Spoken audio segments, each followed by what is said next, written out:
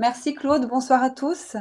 Bienvenue. Alors, je m'appelle Aurélia Corbat, je suis nutritionniste à Lausanne, dans le canton de Vaud. Et effectivement, je reçois des clients dans mon cabinet pour des réorientations alimentaires, pour des corrections alimentaires.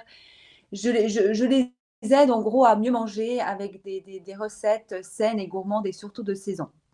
Je fais également des ateliers en cuisine, donc une cuisine à mon cabinet ou chez mes clients parce que je trouve plus facile de pouvoir expliquer comment bien manger en appliquant, en montrant qu'effectivement bah, c'est facile de cuisiner sain et surtout que bah, voilà, vous verrez, et puis pour les personnes qui me connaissent déjà, c'est thérapeutique, donc c'est vrai que j'adore ça et j'adore transmettre justement cette passion que j'ai de la bonne alimentation.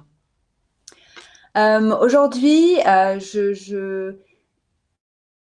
nous avons décidé effectivement de prendre un sujet qui était un peu voilà, proche de la réalité. Euh, j'ai décidé d'arriver sur le sujet euh, de comment intégrer une bonne alimentation saine et tout en sérénité pour affronter la rentrée. Personnellement, moi j'ai des enfants, donc c'est vrai que c'est la rentrée des classes. Après, ça peut être la rentrée au travail, après des longues vacances où on s'est bien reposé. Et c'est vrai que souvent le rush de la rentrée, de la reprise du travail, eh ben, on a finalement tendance à manger mal et à se laisser emporter par le stress du quotidien. Donc l'agenda aujourd'hui, voilà, moi, j'ai 4 points principaux. Cette fois, j'ai décidé un peu plus de vous parler du diabète de type 2 en vous expliquant réellement qu'est-ce que c'est, comment le prévenir. Voilà, je pense que c'est important de revenir sur ce point-là.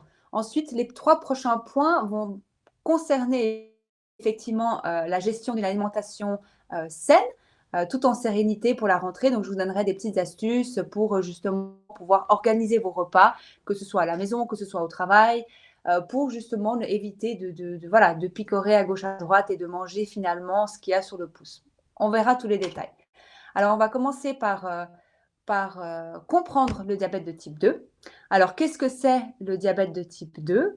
Le diabète de type 2, c'est une maladie chronique qui affecte la manière dont le corps régule, s'occupe du taux de sucre dans le sang. Le taux de sucre, on appelle ça le glucose. Donc, pour comprendre comment le corps fonctionne, il faut comprendre euh, qu'est-ce que le corps fait avec les aliments que l'on mange. Alors, l'organisme, donc notre corps, va produire de l'énergie qui provient des aliments. C'est l'énergie qui est principalement vient du sucre, donc des glucides. Elle provient des aliments que nous mangeons. Donc chaque aliment aura des glucides. Effectivement, il y aura des aliments qui auront plus de glucides que d'autres. On verra ça, j'en ai déjà parlé, mais on le verra plus en détail dans la suite du webinaire. Qu'est-ce qui se passe quand on digère ces aliments? Alors, quand on les digère, ils se retrouvent dans le sang. Donc, la digestion va couper les glucides, donc les sucres, sous forme de glucose. Et ce glucose-là, qui va en fait baigner dans le sang, va s'occuper de rentrer dans les cellules. Mais comment est-ce qu'il rentre dans les cellules? Via une hormone qui est sécrétée par le pancréas qui s'appelle l'insuline. Et j'aime bien toujours imaginer cette hormone qui est l'insuline par une clé. En fait, l'insuline, elle agit comme une clé qui permet au glucose de rentrer dans les cellules. Et ces cellules, elles utilisent justement ce glucose-là pour l'énergie. Les cellules, comme je pense que tout le monde sait que notre corps a besoin d'énergie pour fonctionner, et nos cellules ont besoin effectivement de cette énergie-là. Donc l'énergie, elle provient de ce glucose. Par exemple, les cellules du muscle, elles vont être rechargées en énergie par justement le glucose qui va rentrer dans les cellules via cette insuline-là. L'insuline, elle permet aussi de mettre en réserve du glucose dans le foie, qui lui va être utilisé comme énergie entre les repas ou pendant le sommeil. Ça veut dire on aura toujours besoin de cette énergie-là, et cette énergie-là, elle va être stockée et mise en réserve dans notre foie. Donc, encore une fois, grâce à l'insuline. Dans le cas du diabète 2, qu'est-ce qui se passe? Alors, c'est soit le pancréas ne produit plus suffisamment d'insuline, soit cette insuline-là, elle ne fait pas bien son travail. Voilà, on appelle ça une résistance à l'insuline. Une partie du glucose ne peut pas être utilisée, une partie de ce sucre-là qui ne peut pas être utilisée, elle va baigner dans le sang. Donc, qu'est-ce qui va se passer? On va avoir trop de sucre dans le sang, ce qui va créer une hyperglycémie. Voilà. Alors, tout le monde connaît un peu les symptômes de l'hyperglycémie. Par exemple, j'entends souvent, oui, je pique du nez après mon repas de midi. Et bien ça s'appelle une hyperglycémie. Souvent, on a tendance à manger un peu trop sucré à l'heure du repas. Et ça, c'est dû justement à une hyperglycémie. Donc, c'est quoi ces symptômes? Ça va être une augmentation de la soif, une envie fréquente d'aller aux toilettes, donc d'uriner, et puis le fameux je pique du nez, c'est de la fatigue. Dans certains cas, et pour certaines personnes, ces symptômes ne se voient pas, au fait. Le diabète de type 2 peut malheureusement passer inaperçu pendant des années. Des années. Donc, c'est vraiment très. euh, voilà, il faut prévenir ce diabète de type 2 en mangeant équilibré, en faisant du sport et évidemment en gérant le stress au quotidien. Pourquoi en gérant le stress? Parce que le stress, comme on l'a déjà vu dans les anciens webinaires, le stress va créer une hormone qui s'appelle, elle, la cortisol. Et la cortisol va naturellement en fait, faire augmenter la glycémie dans le sang. C'est un moyen pour le corps de se protéger et d'être toujours au taquet. Voilà, c'est une expression suisse, d'être toujours au taquet. Donc le corps, face à du stress, va créer par lui-même, va faire augmenter par lui-même justement de l'énergie, va créer de l'énergie, donc va faire monter le taux de sucre dans le sang. Et qu'est-ce qui va se passer? On va avoir de l'insuline, bref. Voilà, je ne vais pas m'attarder là-dessus. J'espère que j'ai été claire. J'ai essayé de mettre des petits points pour être claire, sinon je m'embarque dans des explications pas possibles. Donc, pour comprendre justement le diabète de type 2 et surtout pour le prévenir, 3 choses primordiales: la gestion du stress, une activité physique régulière et une alimentation équilibrée. Alors, pour en revenir à mon point principal du webinaire, une alimentation équilibrée à la rentrée, donc à la reprise du travail, comment est-ce qu'on fait? Alors, il faut, non, il ne faut pas, mais moi, mon petit dada pour la rentrée et même, voilà, je pense que je fais ça très, très, très, très souvent et c'est quelque chose que je conseille énormément à mes clients, c'est de prévoir vos repas durant la semaine. Prévoir les repas pendant la semaine, c'est un gain de temps. J'appelle ça le meal prep, comme c'est mentionné dans la présentation. C'est un gain de temps. C'est pouvoir manger équilibré, de saison. C'est pouvoir faire participer toute la famille. Voilà, on pose un menu de la semaine, comme je vous ai fait un petit menu ici qui sera disponible soit sur le chat, soit sur Facebook, je pense. Prendre un menu de la semaine du lundi au vendredi et pourquoi pas le week-end. Généralement, le week-end, je le laisse assez libre parce que c'est sain aussi et ça fait du bien de se laisser un peu aller le week-end. Prendre un menu de la semaine et puis, voilà, se dire, bah, je picore 2-3 légumes de saison, bien entendu, et je vais tourner autour de ces 2-3 légumes-là et je vais les cuisiner autrement. Par exemple, dans mon meal prep ici, je vous ai pris l'exemple de la patate douce que j'ai cuisinée différemment, en purée, ça peut être en rôti, ça peut être en frites. Et je vous allez utiliser ce même légume ou farineux hein, à plusieurs repas de la semaine pour pouvoir, de 1, acheter moins. Donc le meal prep aussi, vous achetez moins. Vous prévoyez plusieurs repas avec le même nombre d'ingrédients, le même légume. Donc vous achetez moins. Hein. C'est un peu aussi une autre astuce. Ça vous permet aussi de pouvoir ajouter des légumes au dernier moment. Donc, vous tournez autour de 3-4 légumes, de 3-4 féculents et vous créez vos repas comme ça. Ensuite, ce meal prep, il vous permet, comme je vous l'ai dit avant, de pouvoir faire participer toute la famille. Alors, de pouvoir demander à vos enfants qu'est-ce qu'ils aimeraient manger le mardi, par exemple, à votre mari qu'est-ce qu'il aimerait manger. Une autre astuce, c'est de faire des semaines à thème. Si on est en manque d'inspiration, je sais pas, aujourd'hui c'est voilà, la semaine prochaine c'est la semaine mexicaine et la semaine d'après c'est la semaine asiatique. Vous tournez autour de thèmes, ça facilite aussi grandement le choix des recettes.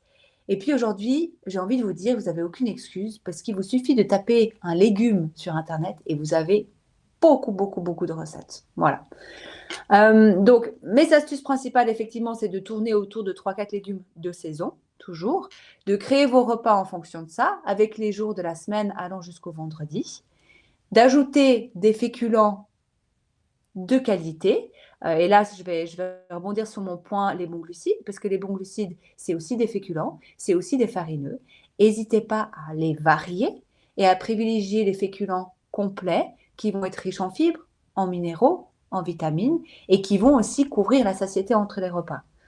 Ça vous permet aussi de découvrir d'autres choses que de manger tout le temps des pâtes, du riz, qui sont généralement pas très conseillés quand on veut faire baisser ou quand on veut manger des aliments à un index glycémique bas, parce que généralement, ces aliments-là qui sont de plus raffinés ont un index glycémique très élevé.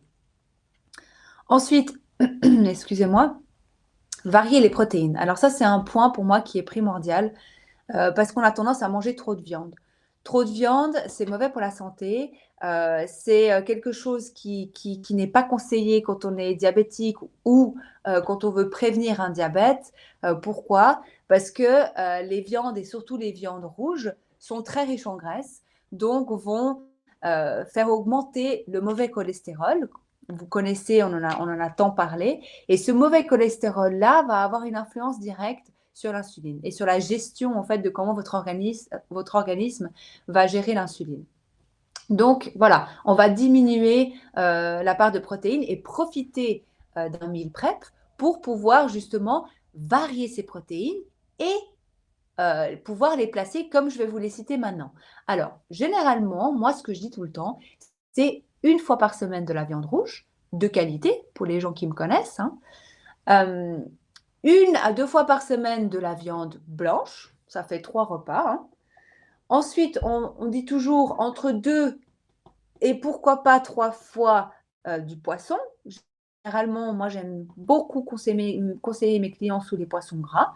Les poissons gras vont être le saumon, le thon et puis les petits poissons d'eau froide, hein, les sardines, les maquereaux qui sont tant difficiles à inclure dans l'alimentation, mais qui sont très, très, très bons et notamment excellents pour la santé. Voilà, on est à 6 repas. Ensuite, quoi? On va se dire 2 repas à base de produits laitiers.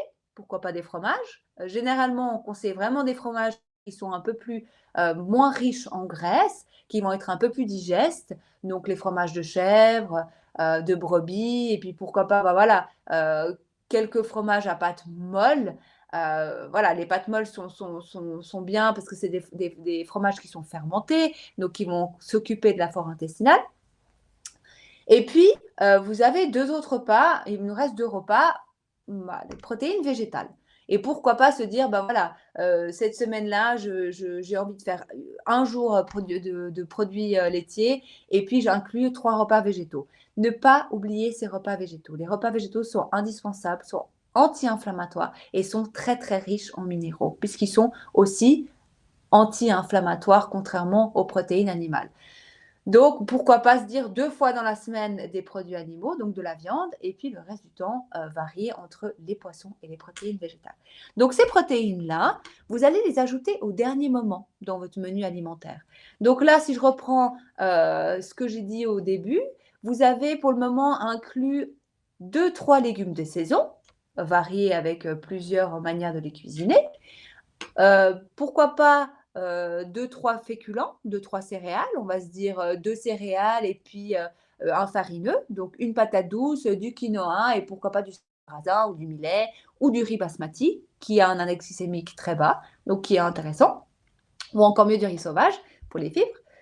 Et puis, les protéines, vous allez les ajouter au dernier moment. Parce que les protéines, c'est facile à ajouter, ça va à peu près avec tout.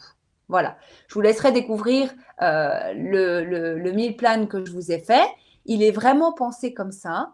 Dernier petit point, effectivement, le meal plan vous permet de gérer les bonnes portions. Ça veut dire quoi les bonnes portions? Mais je vais encore une fois rebondir sur l'assiette de santé que vous connaissez tant. Pour ceux qui ne la connaissent pas, n'hésitez pas à demander ou à regarder sur le Facebook de My Diet Check. Je suis sûre que l'image y sera encore. Ça veut dire quoi les bonnes portions? C'est un quart de féculents dans l'assiette, un quart de protéines et une demi, donc la moitié de l'assiette, de légumes de saison variés. Donc ce meal plan vous permet effectivement de pouvoir gérer ces portions-là. Et puis, ce qui est génial avec le meal plan, c'est que en cuisinant vos repas de la semaine, vous allez aussi prévoir vos repas de midi. Donc là, je vous ai inclus ces repas de midi comme des recettes qui sont faciles à intégrer. Ça veut dire quoi facile à intégrer? Ça veut dire que, par exemple, je prends l'exemple du quinoa. Vous allez cuire 200 g de quinoa. Vous allez utiliser 100 g pour le repas du soir. Les autres 100 g, vous les conservez au frais dans un Tupperware en verre, s'il vous plaît. Éliminez petit à petit le plastique, car le plastique est nocif pour la santé et particulièrement quand il est en présence de corps gras. Il va produire des particules qui sont nocives pour la santé et pour nous les femmes qui sont très déconseillées car c'est des perturbateurs endocriniens. Donc, n'hésitez pas aussi à prévoir plus pour conserver au frais ces aliments-là. Donc, ça peut être des céréales, ça peut être des légumes qui sont déjà cuits. Là, je vous ai mis l'exemple de la ratatouille dans ce menu alimentaire. La ratatouille, on la cuit le dimanche, on la mange le dimanche soir, on conserve le reste dans un Tupperware en verre au frigo et après, vous ajoutez dans la semaine, on va aller jusqu'à 3-4 jours de conservation dans un Tupperware en verre, pas plus, parce qu'après, il y a une migration quand même de bactéries qui deviennent quand même un peu, à force, qui deviennent trop prébiotiques, quand ils vont trop travailler sur l'intestin. Mais vous allez rajouter, par exemple, cette ratatouille le lendemain dans un petit bol santé. Voilà, je prends un peu de quinoa, de mes 100 g de quinoa, je prends un peu de ratatouille, je prends un peu un œuf brouillé que je vais mettre dedans. Et ça vous permet, au fait, d'avoir des repas rapides qui sont sains. Ou alors, vous rentrez tard du travail, il est tard, j'ai pas envie, mais vous avez toujours quelque chose de sain dans le frigo. En fait, le meal prep, c'est ça. C'est de prévoir sur la semaine des repas, de prévoir en plus des ingrédients qui sont déjà préparés, déjà cuisinés, ou même crus mais déjà coupés, à portée de main, pour pouvoir avoir toujours quelque chose de sain dans votre frigo, ou alors pour concevoir un repas vite fait et sain. Voilà. Ici, je vous ai mis 2 recettes qui sont dans le meal prep. La fameuse ratatouille que j'adore, moi, c'est vraiment mon plat préféré d'été. Je me réjouis d'être en été juste pour pouvoir manger une bonne ratatouille. C'est facile à faire et puis ça se conserve très très bien. Et surtout, c'est facile à ajouter rapidement dans divers plats. Et puis, je vous ai mis mes fameux petits toasts de patates douces. Ils sont présents dans le meal prep. Ça, c'est vraiment pour délier, pour pouvoir utiliser la patate douce autrement que toujours, voilà, en purée, en frites. C'est d'utiliser en base de toast. Petite astuce, c'est très pratique aussi pour le petit déjeuner. Si vous voulez manger autre chose que toujours manger du pain, vous coupez simplement votre patate douce. À l'avance, c'est possible aussi. Vous conservez au frais vos petites tranches crues de patates douces et vous les mettez au grille-pain. Oui, au grille-pain, mais une bonne, pas une dizaine de fois quand même, c'est un peu trop, mais je dirais 6 à 7 fois. Vous les remettez à chaque fois au grille-pain jusqu'à ce que vous arriviez facilement à passer un couteau à travers. Voilà. Sinon au four, mais c'est un peu plus long. Voilà. Donc, pour continuer dans la base de la gestion d'alimentation pour une reprise, pour une bonne reprise, hein, eh ben, je vais vous parler du point que j'adore aussi, c'est manger au travail. Alors, moi-même, je mange au travail au cabinet, comme vous le pensez bien, et j'adore, moi, concevoir mes petits plats à l'emporter parce que je trouve que, personnellement, je trouve qu'on mange mal à l'extérieur. Bon, moi, je pinaille beaucoup parce que c'est mon métier et je suis jamais contente de ce que je trouve à l'emporter. Et même si aujourd'hui, c'est de plus en plus facile de trouver des petits bols sains à peu près partout, je vous l'accorde. Et je préférerais effectivement que vous vous dirigiez vers ces petits plats sains qu'on trouve aujourd'hui plus facilement que ces plats préparés dont je ne citerai pas la marque dans des grandes surfaces. Pourquoi? Parce que ces plats préparés, c'est la catastrophe. Je vais vous poser une question toute simple. Est-ce que quand vous mangez ces plats préparés, est-ce que vous avez justement les symptômes d'une hyperglycémie après? Personnellement, il m'est arrivé d'en manger. et c'est la catastrophe. Vous avez soif après, vous êtes fatigué, vous allez constamment aux toilettes. Et bien, c'est exactement les symptômes d'une hyperglycémie. Donc, ça vous résume bien la catastrophe de ces plats préparés qui sont effectivement industriels. Donc, en présence de beaucoup de sel, en présence de beaucoup de sucre, d'énormément de conservateurs et puis d'exhausteurs de goût. Et c'est la catastrophe. Et généralement aussi, des fois, il y a des personnes qui ont même mal à la tête après. Donc, ces plats industriels sont déconseillés, surtout pour les personnes qui ont un diabète de type 2, pour les raisons dont je vous ai citées avant. Et puis, également parce que ces produits chimiques vont venir modifier le message et puis, j'ai envie de dire, l'osmose des cellules. Donc, à force, c'est pas sain. Je veux dire, votre corps, il ne connaît pas ces produits chimiques, il ne sait pas quoi en faire. C'est tout bête. Je dis tout le temps, il faut manger le plus simple possible, le plus brut possible, parce qu'à la base, nous sommes des animaux. Les animaux mangent ce que nous trouvons dans la nature. Donc, pourquoi venir rajouter des produits chimiques que notre corps ne connaît pas? Bref. Et après, une chose toute bête, c'est quand vous voyez la date de péremption de ces produits industriels, on se demande combien de temps ils se mettent à se dégrader dans notre organisme. Voilà, tout simplement. Alors, prévoir ses repas à l'emporter, c'est facile. Alors, on va revenir sur le meal prep. Le meal prep, je vous ai dit, vous allez cuire en avance pour pouvoir avoir toujours quelque chose de sain dans votre frigo. Et c'est la même chose pour vos repas de midi. Le soir, vous cuisinez quelque chose. On reprend par exemple la fameuse ratatouille avec le quinoa. Vous allez cuire tout ça. Le lendemain, vous faites un petit bol à l'emporter au travail. Et c'est facile. Il suffit simplement de cuisiner un peu plus en quantité pour prévoir pour votre travail. Ça, c'est effectivement le point cuisiner malin. Parce que cuisiner malin, ça veut dire je prévois pour la semaine. La seule chose qu'il faut effectivement bien savoir, c'est qu'au-delà de 4 jours, les aliments se conservent très très mal parce que vous allez avoir mal au ventre. Je prends l'exemple, excusez-moi, du quinoa qui, généralement, on ne dépasse pas 2 jours. Parce que le fait qu'on le conserve au frais, il va créer justement des bactéries. Je rebondis un peu sur le point que j'ai dit avant, il va créer des bactéries qui vont fermenter. Donc, c'est bon, 1 ou 2 jours, parce que du coup, ça vient nourrir la flore intestinale, et c'est ce qu'on veut, la flore, les bactéries intestinales, hein, et c'est ce qu'on aimerait. Mais trop, c'est mauvais, c'est mauvais parce que ces bactéries, à force, vont trop se transformer et faire trop travailler votre intestin. Voilà. Gérer les quantités, oui, ça vous permet aussi de gérer les quantités comme mentionné avant avec l'assiette de santé. Ça vous permet, je vais rebondir avec ce point-là sur les bols de santé qu'on trouve aujourd'hui un peu partout. Moi, quand je pinaille sur ces bols sains qu'on trouve partout, c'est parce que généralement, il y a beaucoup trop de glucides, donc beaucoup trop de céréales par rapport aux légumes. Quand vous prévoyez et que vous faites vos repas maison pour le travail, que vous venez emporter au travail, vous pouvez gérer justement ces quantités et mettre moins de glucides et plus de légumes, toujours en vous fiant à l'assiette de santé. Voilà. Les collations. Alors moi, j'entends souvent, j'ai pas le temps de manger au travail, ou j'ai pas faim, ou je vais pas avoir faim, ou le fameux je mange plus à midi pour éviter d'avoir faim à 4 heures ou à 5 heures au travail. Pourquoi vous empêcher d'avoir faim au travail? Pour éviter effectivement de grignoter à gauche à droite, ou les chocolats que le collègue a amenés, les biscuits qui sont à la cafétéria. J'entends beaucoup ça. Je vais prendre un café, je prends un biscuit parce qu'ils sont là, donc je ne sais pas si j'ai faim, mais je les prends. Et si vous prévoyez vos collations pour le travail, ce serait effectivement mieux. Comme ça, vous pourriez effectivement savoir ce que vous avez dans les collations, vous réjouir de votre collation. Moi, j'ai beaucoup de clients qui me disent, vu que j'ai cuisiné mes collations le dimanche et que je les ai gardées soit au congélateur, soit au frais, et que je les prends avec moi au travail, et je me réjouis de manger ma collation.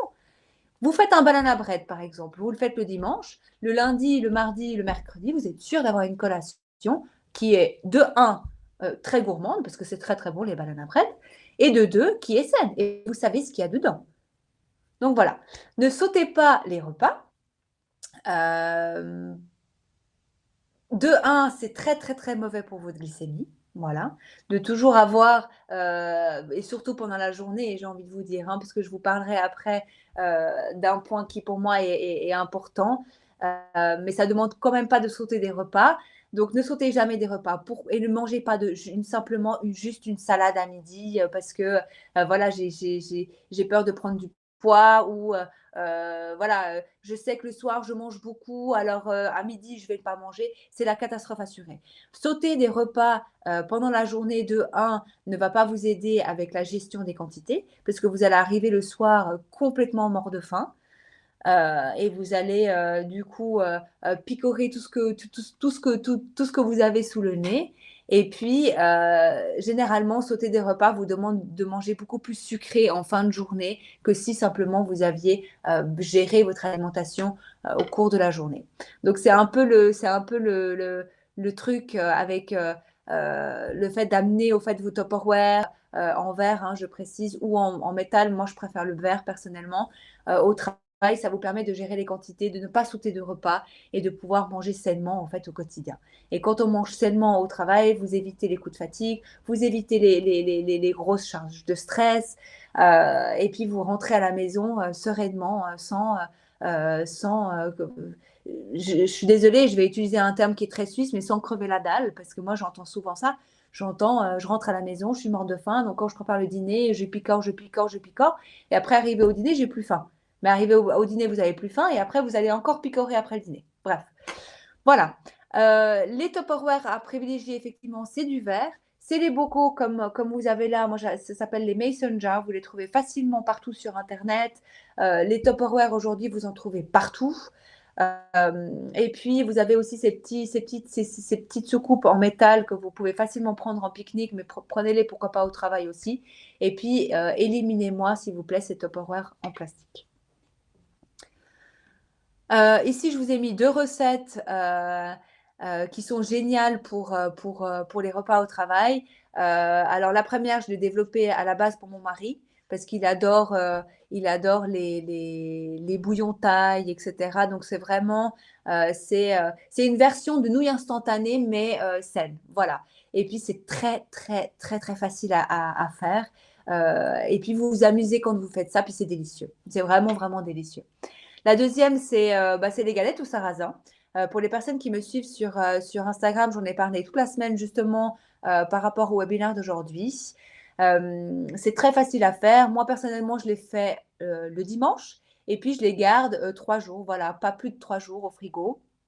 Vous pouvez les garder sur une assiette recouverte. Bon, voilà, aujourd'hui, vous avez ces fameux couverts qui sont non pas en plastique, mais en cire d'abeille. Ou alors, tout simplement, dans un Tupperware en verre, vous les pliez, puis voilà, vous les mettez au frigo. C'est très facile à intégrer au repas de midi. Là, je vous ai donné une version végétale, mais vous pouvez aussi mettre du jambon, vous pouvez aussi mettre du fromage, vous pouvez aussi mettre du houmous dedans. Vous pouvez aussi les utiliser pour un repas du matin avec des œufs. Enfin voilà, vous pouvez autant les manger le matin, à midi, à 4 heures, pourquoi pas, avec une bonne pâte à tartiner au cacao maison ou une bonne pâte à tartiner à l'amande, hein. Et le soir, en version bah voilà, galette bretonne, la réelle recette. Voilà. Le dernier point, alors ça, je pense, c'est un de mes points préférés parce que ça sert à rien en fait de vous donner un explicatif d'un meal plan si vous comprenez pas la base des repas. Pour moi, la base des repas, elle est indispensable tout au long de la journée parce qu'elle va définir votre humeur, votre niveau de fatigue, les fringales que vous pourriez avoir, bref, ça va tout définir. Donc, je vais m'attarder un peu sur les 4 repas qui, pour moi, sont indispensables pour que vous puissiez comprendre et pour que vous puissiez, au fait, créer votre propre plan alimentaire, meal plan, de façon saine et de façon à ne pas avoir ces montées et ces baisses de glycémie pendant la journée. Alors, le petit déjeuner, je vais aller assez rapidement parce que je vois le temps qui court. Alors, le petit déjeuner doit être riche en graisse et en protéines. Voilà. Vous oubliez le sucre le matin. C'est la pire chose que vous puissiez donner à votre organisme le matin à jeun, c'est du sucre. Donc, pensez protéines animales, hein, des œufs, du jambon, du fromage, du poisson. Voilà, faites-vous plaisir. Du beurre, oui, en petite quantité. Dans le beurre, il y a de la vitamine A. On en a quand même besoin pour nos yeux. Voilà, c'est une question de portion, encore une fois. Donc un petit morceau de pain complet, avec du beurre, avec du fromage, du jambon, voilà. Faites part aux protéines, animales le matin et moi je dis tout le temps: «Le meilleur petit déjeuner, c'est un œuf à la coque bio avec une tranche de pain complet, encore mieux au levain, avec, avec un petit bol de fruits rouges, voilà, pour avoir, sa petite dose, de vitamines et puis avec, quelques noix, à disposition. Donc ça peut être des amandes, ça peut être des noix, ça peut être des noix de cajou, voilà. Donc pensez le matin salé, un petit déjeuner salé, riche en protéines et en bonnes graisses. Le déjeuner, donc le dîner pour les Suisses, va être composé, voilà, de l'assiette santé. Donc la moitié de l'assiette de fruits et de légumes pardon, de saison qui vont être crus ou cuits, c'est égal. Et puis, donc la moitié de l'assiette, un quart de protéines animales, s'il vous plaît, parce que animal aux 2 repas du matin, vous pensez toujours à l'énergie que l'animal vous donne. Quand vous mangez une protéine animale, cette protéine va vous fournir de l'énergie que vous avez besoin tout au long de la journée. Donc c'est pour ça on dit généralement qu'on mange animal aux 2 repas du matin. Donc ça va être petit déjeuner et déjeuner, excusez-moi, protéines animales. Et puis un quart de l'assiette pour le déjeuner de féculents complets de qualité. Donc ça veut dire quoi? Ça veut dire qu'ils vont être, ben voilà, je l'ai déjà dit, complets et qui vont être essayer quand même de réduire un peu les féculents qu'on a l'habitude de manger qui sont souvent voilà, riche en gluten. Je ferai volontiers un webinaire une fois sur le gluten. Le gluten à haute dose, c'est pas bon pour la santé et c'est vraiment pas bon pour votre intestin. Voilà, trop de gluten va être inflammatoire. Donc, on va essayer de réduire et de privilégier les glucides complets de qualité qui sont naturellement riches en fibres. Le goûter, pour moi, c'est, je pense, un de mes repas préférés de la journée. C'est un des repas où vous pouvez vous faire plaisir avec des aliments qui vont être sucrés. Quand je dis sucré, je ne parle pas de bonbons, je ne parle pas de jus de fruits, je ne parle pas de ces aliments qui sont trop sucrés, au sucre raffiné. Je parle de fruits, je parle de chocolat noir, 80%. Je parle, par exemple, je ne sais pas moi, heu, de compote de fruits, de barres de céréales, pourquoi pas des barres de céréales maison, de dattes, de fruits secs. Je vous donne une petite recette que vous pouvez, je vous donne une petite recette que vous pouvez utiliser tout au long de la semaine, qui va être composée de dattes. Ah, vous m'entendez? Oui. J'avais un problème de connexion, excusez-moi. Et puis ce goûter-là, va être riche en protéines végétales. Essayez justement de vraiment de faire part aux protéines végétales, qui sont les oléagineux, donc les amandes, les noix de cajou et puis pourquoi pas ceux qui ont des becs un peu plus salés au goûter, bah, pourquoi pas manger du houmous, hein, voilà, moi des fois j'en mange, c'est délicieux aussi. Donc ça, c'est vraiment des glucides, et puis on parle de protéines végétales au moment du goûter et au moment du dîner. Pourquoi est-ce qu'on parle de végétal au moment du dîner? Parce qu'on va essayer justement d'alléger, la charge énergétique, pour le soir, parce qu'on va tout simplement se coucher. Et quand on parle de protéines végétales, on va parler de glucides qui sont à index glycémique bas. Donc là, je parle de légumineuses principalement ou de céréales complètes, comme j'ai mentionné avant. Et puis, ces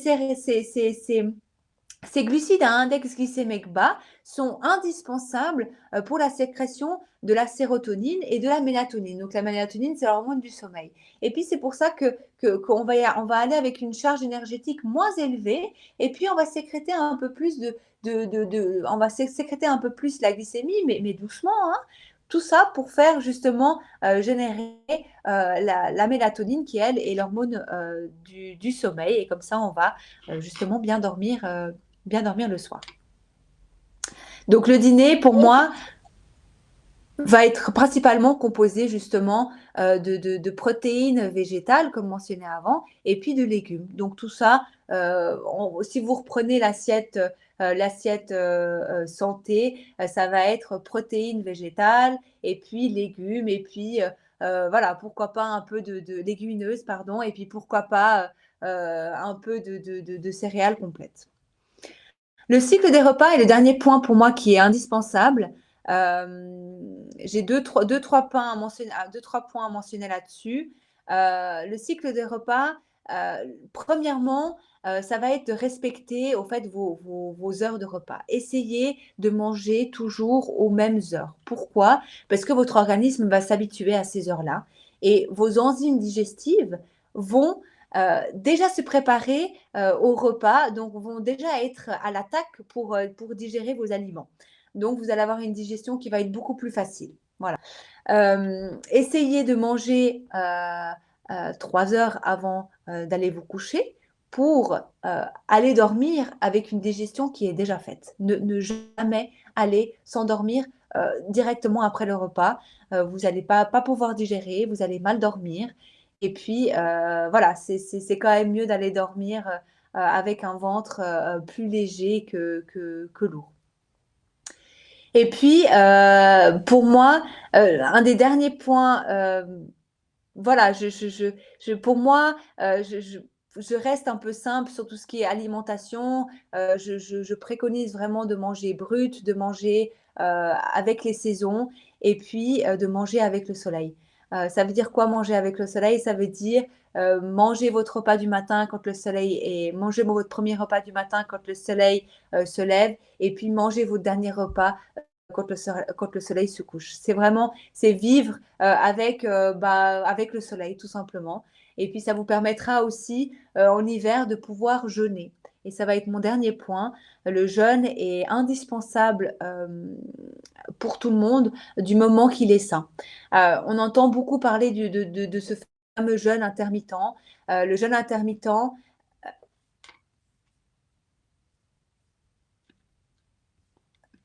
est-ce que vous m'entendez? Pardon, on a été coupé. Le jeûne intermittent est très important. Voilà, pour les personnes qui sont à risque de diabète ou qui veulent simplement faire un peu baisser voilà, la sensibilité de l'insuline. Le jeûne va protéger au fait la résistance de l'insuline et puis d'avoir une sécrétion trop persistante de l'insuline. Et quand je parle de jeûne sain, je parle d'un jeûne que vous faites quand vous allez vous coucher. Donc, on parle de 14 heures à 16 heures, par exemple, de 19 heures à 9 heures du matin ou de 18 heures à 10 heures du matin, vous allez jeûner. Mais c'est un jeûne qui est sain parce que c'est un jeûne que vous allez faire en dormant, tout simplement. Voilà. Les dernières recettes, je vous ai mis 2 recettes ici. Une recette parce qu'on parle de repas végétal le soir, tout le monde pense légumineuses. Légumineuses, mon Dieu, qu'est-ce que je vais faire à manger? Restez simple. Ici, je vous ai donné une recette qui est très très simple, qui vous permet de manger végétal le soir. Et puis, ma fameuse recette de collation qui vont être des boules à base de dattes. Moi, j'appelle ça des truffes cacao parce que c'est vraiment quelque chose. Enfin voilà, c'est des truffes qui sont à base de cacao et puis c'est pour des collations saines. Voilà, et que vous pouvez prendre au travail. Mes derniers conseils et astuces, c'est un peu tout ce que je vous ai dit pendant tout le webinaire. Effectivement, prévenir le diabète de type 2 avec une alimentation équilibrée et une activité physique régulière. Prévoir vos menus de la semaine. Il me semble que maintenant, vous avez toutes les armes pour pouvoir faire un bon menu sur une semaine. Laissez place quand même à 2-3 repas plaisir ou le week-end, laissez-vous un peu aller. Prévoir des aliments préparés à portée de main, ça rejoint un peu le meal prep. Cuisiner plus pour vos repas du travail, pensez-y, vous verrez, ça va vous changer vraiment votre quotidien. Respectez la composition des repas. Vous avez tous les secrets maintenant pour pouvoir gérer vos repas tout au long de la journée. Et puis, rythmez vos repas autour de l'horloge biologique. Donc voilà, pensez énergie le matin, pensez plus calme le soir. Voilà, protéines animales aux 2 repas du matin, protéines végétales aux 2 repas du soir, manger avec le soleil et puis respectez quand même 3 heures de digestion avant d'aller vous coucher. Et puis, Et puis, quand même un petit jeûne entre 12 et 16 heures. Voilà. Merci à toutes les personnes qui ont assisté à ce webinaire. Comme conclusion, qu'est-ce qu'on pourrait dire par rapport à tu as dit, voilà, manger régulièrement, faire les choses soi-même. Tu vois, les gens souvent n'ont pas le temps. Évidemment, on peut aller au coin bio d'un grand magasin ou trouver un magasin bio près de son travail. Mais si jamais, quel est le conseil par rapport à la force, au mental, pour éviter de manger des trucs qui sont peut-être pas vraiment des trucs qui vont nous faire du bien? Il faut rester simple. Il faut rester simple. Il faut pas forcément toujours aller dans les magasins bio, pas forcément aller toujours dans les petits magasins où on se dit, bah voilà, il y a des produits sains, je vais aller là-bas. Il faut rester simple, il faut s'écouter, il faut, voilà, j'ai envie de dire, rester simple, rester brut. Plus vous mangerez des produits bruts, moins vous aurez de risques de maladies chroniques. Hein. Là, on parle de diabète. Moins on aura de risques de vouloir plonger vers le sucre en fin de journée parce que ces aliments bruts, au final, eh ben, ils nous donnent tout ce qu'on a besoin. Rester plus proche de la nature sans se prendre la tête, donc manger de saison, ben voilà. Il y a la courge qui va arriver bientôt, chouette, je vais faire des recettes autour de la courge. Voilà, il faut juste rester simple, s'écouter, ne pas se casser la tête. Et puis voilà, pour conclure sur ce meal plan, sur ces plans alimentaires, prenez-y du plaisir. Vraiment, prenez-y du plaisir. Ça prend 1 heure à tout casser le dimanche. Faites-le en famille, c'est drôle. Les enfants adorent parce que du coup, bah voilà, ce soir on mange mon plat à moi, c'est moi qui l'ai choisi, ils en sont fiers.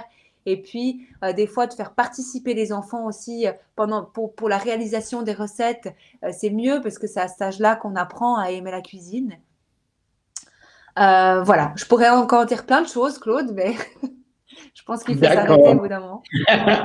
Merci beaucoup Aurélia, c'était vraiment super intéressant. Donc vous Merci pouvez à vous. retrouver Merci, Claude. le contenu de ce webinaire après sur notre site Facebook. Dès demain, je pense qu'il sera en ligne. Vous pouvez également contacter Aurélia Corbaz sur www.nutrition-by-aurelia.ch. Si vous voulez faire le test, vous le trouverez sur le site de MyDiabCheck, www.mydiabcheck.ch. Vous retrouverez également sur YouTube le webinaire de Aurélia Corbaz aujourd'hui. Aurélia, on te retrouve très très bientôt, je pense dans un mois, pour un autre webinaire. Et je me réjouis Avec plaisir. de te revoir. Et merci à tous nos auditeurs et merci à toi. Bonne soirée. Merci, Claude. Bonne soirée à tous. Merci.